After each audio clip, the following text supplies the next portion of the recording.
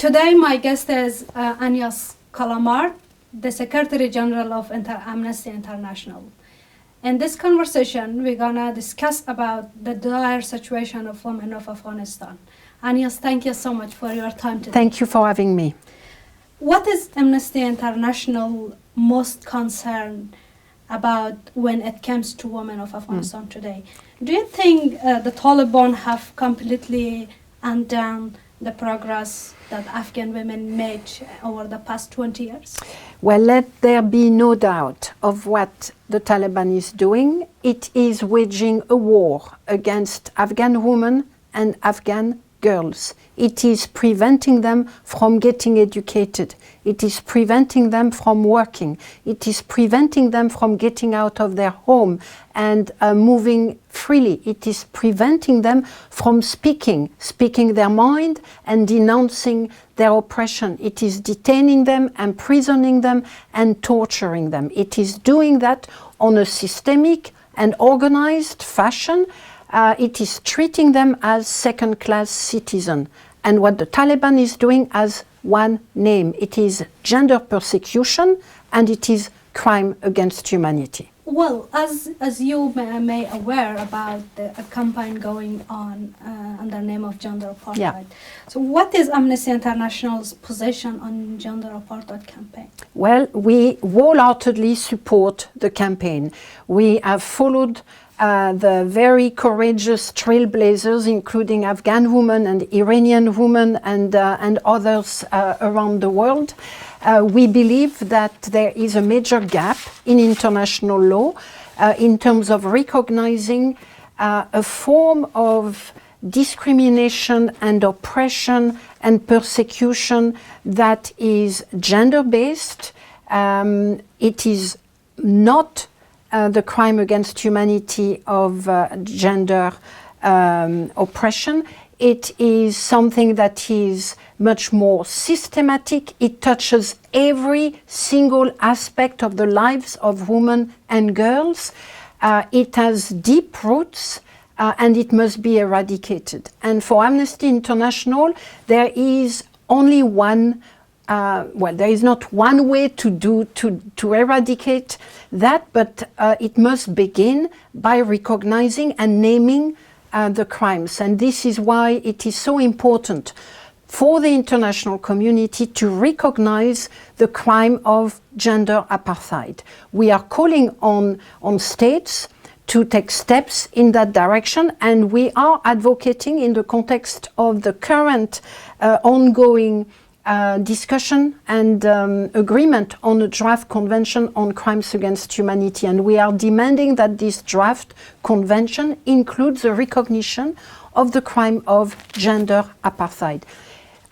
Look, you know, it is not going to solve the situation of women and girls in Afghanistan, but it is really important that we name it for what it is. And right now we don't have a word under international law. Yes, we have the word that we have used at Amnesty, which is that of gender persecution, but it is more than gender persecution. It is so deep, and it touches every aspect of the life of a woman and girl since they are born to the moment they're gonna die. And that must be named. And for us, who have worked on apartheid in many other forms, we have absolutely no doubt that this is gender apartheid. Thank you. Despite international appeals and advocacy from human rights organizations like Amnesty International, why do you believe that the Taliban have continued to exterminate the living condition for women in Afghanistan? This is, in many ways, it's a difficult question because the treatment of the Taliban, of the woman by the Taliban, has gotten progressively worse.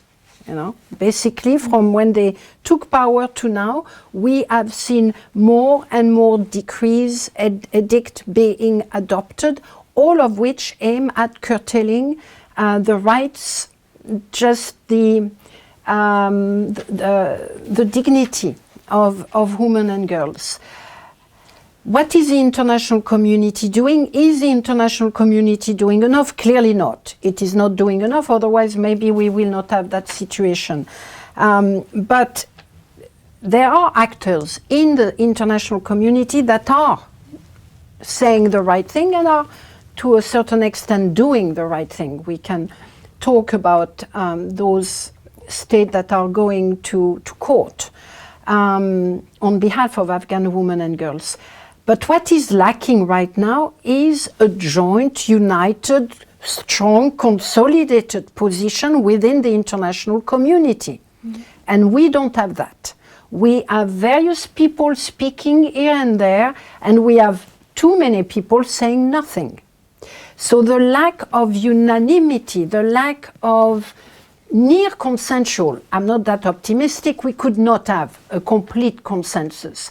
But at the moment we have nothing like that. We have really a plethora of positions and of different forms of engagement with the Taliban, and this is greatly emboldening the Taliban in terms of continuing its attacks on women and girls. So I will say what is missing first and foremost is as united, as strong, as common, as global a position that the Taliban cannot treat women and girls as second-class citizens, and that it must revoke the measures it has taken. We need a really strong, united position on that, and we don't have it at the moment. So despite we don't have a strong united at the moment. Yeah. The Taliban seems to ignore international appeals and demands. Mm-hmm. Do you think the issue is a lack of serious pressure on them, or if so, does this mean the global community is turning a blind eye to the women of Afghanistan? I will not say the entire international community is turning a blind eye. We know that Australia, Canada, Germany, the Netherlands in September 2024 have initiated legal proceeding against the Taliban for their violation of the CEDAW, the UN Convention on the Elimination of All Forms of Violence Against Women. So that's a strong position, and it's about holding the Taliban to account. It's about fighting impunity, and this is great. We know that there was a Security Council resolution that called for the reversal in 2023 of the measures taken by the Taliban. That too was an important position. But clearly, it is not enough. Clearly, the Taliban has sufficient allies within the international community that it feels that it can defy the demands from the rest, the principal demand from the rest of the international community. So really the lack of a unified position that women and girls must be protected, and that violation of their rights is an absolute red line. That unified position is lacking. What do we need? We certainly need, I think, more accountability measures along the lines of what we are seeing right now with the four states. We need the ICJ, the International Court of Justice, to be involved. We have, in December, I think, there was a major achievement, which is when the International Criminal Court prosecutor announced its application for arrest warrant against the Taliban leaders. That is sending the right signal. It is absolutely saying impunity no more, and we know that Taliban has been emboldened by the impunity. So that's, that gives me a bit of hope that over the last year we have seen some evidence of the international community suddenly, maybe too late, but suddenly realizing, wow, what's happening here? We have more than half of the population of that country that is living in chains, is absolutely living under under forms of oppression and repression and discrimination that has been unknown so far for, at least for the last decade, even though it was there before in Afghanistan. So that gives me a bit of hope, but that's not enough, and I want to reiterate what I said. We need a much more unified position. We need, again, more Security Council resolution on the Taliban, and there must be a red lines. No one should engage with the Taliban until those measures, certainly not recognize the Taliban, until those measures against women and girls have been revoked. Well, unfortunately, in Afghanistan now, there are multiple crises that women, Afghan people are facing. Refugee crisis, humanitarian crisis. And this all has a significant impact on women's situation. And can you shed some light on Amnesty's finding on this context? It's not directly our findings, but it is the findings of humanitarian actors on the ground. And what they are telling us is that 85% of the population live on less than $1 a day. What those humanitarian actors are telling us is that half of the countries is in need of humanitarian assistance, that the majority of the population is living in situation of food deprivation and other forms of deprivation. What they are telling us is that 3.5 million of kids are suffering malnutrition. So that was what they were telling us until the beginning of January. And then they are not telling us much more anymore. Why? Because of the US president decision to freeze American relief through the USAID. And a large part of humanitarian aid to Afghanistan was paid by the Americans. So the very cruel decision by President Trump within a week also of taking office has had tremendous impact already on Afghan people and Afghan women in particular. 50 organizations have had to cease their operation against 28 provinces of the country. I cannot even begin to imagine the impact that this will have on the lives of individuals that were already living in a dire situation and that were already so vulnerable. No more food, no more medical services, no more cash relief. I mean, all of that is going to be gone or is gone already. Yeah. So people are going to die. This is the only outcome of that cruel decision. It is killing. It is going to kill people. So that is one issue. The second issue, which is a bit older, is the situation of refugees. So Afghan refugees have never been very welcome across the years, but they are particularly not welcome right now, particularly, but not only by their neighboring states. So Pakistan and Iran in particular have been orchestrating and pushing refugees back to Afghanistan. We have been told that over 800,000 Afghan refugees have returned to Afghanistan, but they did not return because they wanted to return. They returned because they did not have a choice. In Pakistan, the authorities have given Afghan refugees until June to return on their own, or otherwise they will be forcibly repatriated. These are not the only countries that are being ungenerous and violating their international obligations. in countries such as Turkey, but also in Europe. Afghan refugees or asylum seekers are no longer being able to make their claims on the basis of where they are coming from. And we know that a number of them are being returned back to Afghanistan, even though it is not safe for women, it is not safe for girls, but it is also not safe for many men, depending on what they've done, who they are, and their political position.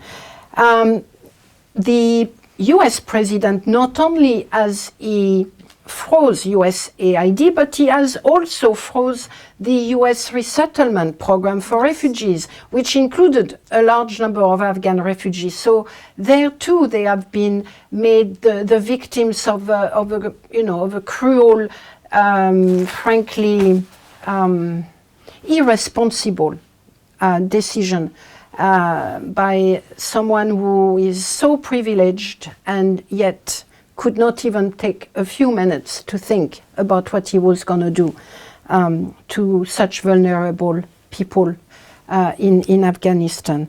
So this is the humanitarian situation. It is coming on top or in addition or intertwined with the politically motivated attacks on women and girls.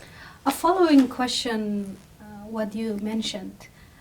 Do you see any kind of solution for this crisis? The humanitarian crisis. The refugee crisis. The refugee crisis. Well, I mean, we have had, it never really worked perfectly, but we have an international legal system and we have international obligations. And those international obligations are very clear. Do not forcibly repatriate people to places where their life is going to be at risk, where they're going to be at risk of persecution. Yeah. There is absolutely no doubt that for the vast majority of women and girls who are currently refugees, sending them back to Afghanistan is putting them into a harmful situation. Yeah. So frankly, there should be no need of additional mechanism because we should be able to rely on the Refugee Convention that has served the international community as well as it could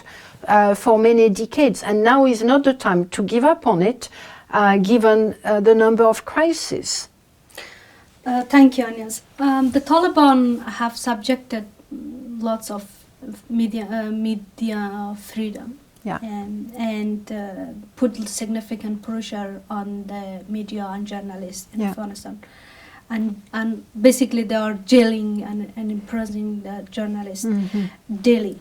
Women in particular unable to work in this profession. What would be the short-term and long-term consequence in this, do you think? Well, look, in the short term, the main consequence is that the individual journalist's life is at risk. We know that there has been something like 336 incidents of detention and torture and ill treatment against journalists and media workers over the last 3 years. We know that there is basically no independent media left operating in Afghanistan. What it means is that the Taliban is seeking to control information, the information that goes out, and the information that people receive. It is really trying to impose, censorship and propaganda. And control that in that way its own population. But it's also trying to control how the rest of the world is getting information on Afghanistan, because Afghan journalists have been key, including women, have been key in terms of putting stories out which Western media or media in the Middle East and others have been able to work with. And that is now becoming more and more difficult. It's because it's also difficult for foreign journalists to access Afghanistan. So what we have is a blackout, is silencing, and it's rendering woman and girl invisible, including from the rest of the world. And that is very dangerous, because what the eyes cannot see, what the ears cannot hear, what the heart cannot feel does not exist. No. So it's really important, the work you're doing and the work that your colleagues are doing. We need to keep pushing those stories, vibrant stories, stories of harm and stories of resistance to the rest of the world. Thank you. The Taliban's crackdown is escalating across all fronts, with limited access to information. In this context, what is Amnesty International approach to securing gender rights for Afghan women in the future, and what is the way ahead? You know, Amnesty International has tested methods which are being challenged, I must say, you know, because of the environment, but we are not giving up. So what do? We need to document the impact of those violations on women and girls, and we need to inform the world about what those decisions, policies, edict by the Taliban, what they mean on the daily lives and dignity of women and girls. So that remains a central function of Amnesty International.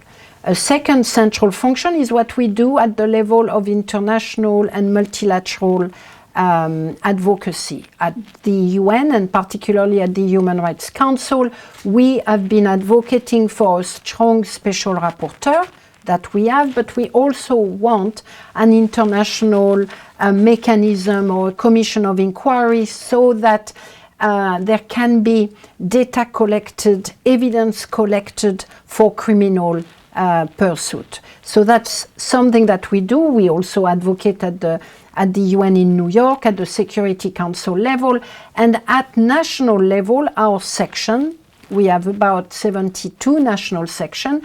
Many of them will advocate that their government take a strong position on what's happening in Afghanistan. We are asking them in our meetings, in almost all of our meetings, do not give up, stand firm.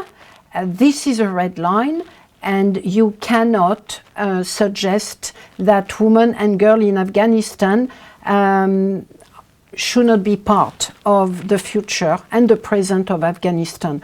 So that's a very important part of the work, the advocacy that we do with governments. We do engage in a range of media work. We're going to run a campaign on refugees, trying to convince Pakistan not to push back and repatriate forcibly the Afghan refugees.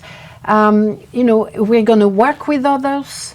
Coalition building is absolutely key. We're trying to protect women's human rights defenders. We have a relief program that is largely, in fact, devoted to the protection of women defenders, women journalists, and so on. And that's a very important part of our work. We are advocating for women organization and human rights defenders to be part of the Doha process. We are demanding that the UN does not give up on women and civil society, that there cannot be negotiation on the future of Afghanistan without the voice of women, of Afghan women and Afghan civil society being heard, and without them sitting at the table. So this is our plan, this is our work, and I can assure you that we will not give up on our fight for the woman and girl of Afghanistan. And yes, thank you very much, and thank you the work that Amnesty International do for women of Afghanistan.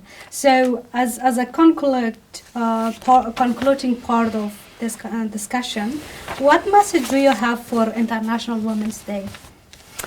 Well, resist. We just need to stand up and resist. We need to resist with and for Afghan women and Afghan girls, but we need to resist for all women and girls, because right now there is a deliberate organized attacks against women's rights, against LGBTQ rights. There is an organized attacks against gender. There is a so-called cultural war against gender. There is an international network of patriarchy and anti-woman position that are emerging, and the only response that we can give to that is we need to stand up, we need to rise up, we need to work together, and we certainly need to resist. Absolutely. Thank you. Thank you. Thank you very much. Thank you very much.